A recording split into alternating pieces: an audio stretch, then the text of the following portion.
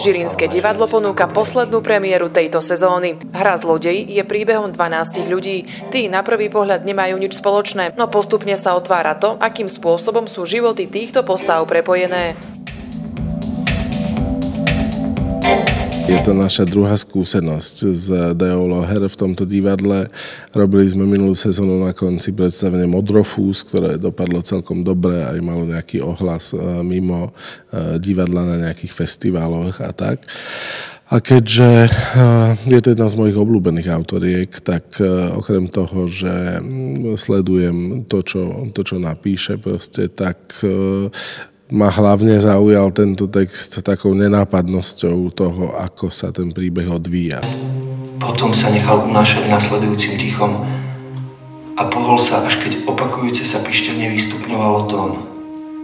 Vtedy natiahol ruku, zašmatral po vypínači, ktorý našiel naslepo. Je tam niekoľko takých ako keby príbehových liniek. Je tam my, ale v inscenácii sme to v princípe aj vizuálne, ale aj tematicky rozdelili na príbeh linky, na príbeh alebo na linku toho Fina, to je toho syna, po ktorého kontakte ten otec veľmi túži a ktorý celý čas je vlastne ako keby trošku mimo hry vôbec celé. A potom máme druhú linku a to je príbeh tých zvyšných ako keby 11 postáv. Je tam linka proste tehotnej mladého dievčaťa, ktoré nevie, či si to dieťa má nechať, pretože nepozná svojho otca.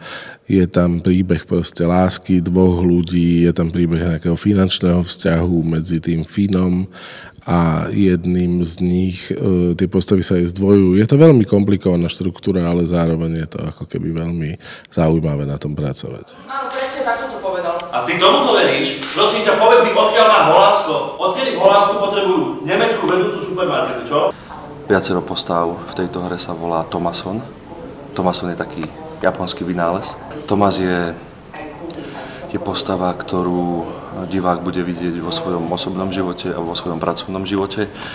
A to, ako okolnosti z osobného života zasahujú do jeho práce a zase naopak, ako to, s akými ľuďmi sa stretáva v práci, ovplyvňuje jeho osobný život, ktorý sa nakoniec neskončí šťastne, hoci on urobí takmer všetko preto, aby to tak bolo. Moja postava je možno trošku bezvýznamná v tejto hre, ale je to skladačka rôznych osudov ľudí, že je to nejaká spevačka v bare, ktorá čaká na svojho manžela 43 rokov, čo je také bizarné, ale ona vlastne stále čaká, že on príde a že nejakým nedopatrením odišiel. Že to vlastne taká tragikomická postava. No vôbec ako táto nemecká dramatika sa mi vždy páčila. Je to taký súčasný stav našich vzťahov a tohto sveta, ktorý je odsudzený.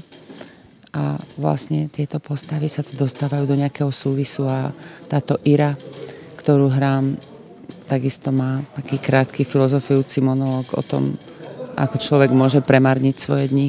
Ňufák schoval podchôd medzi zadné labky blízko konečníka. Zavrel oči. Ale ešte aj spánku striehal.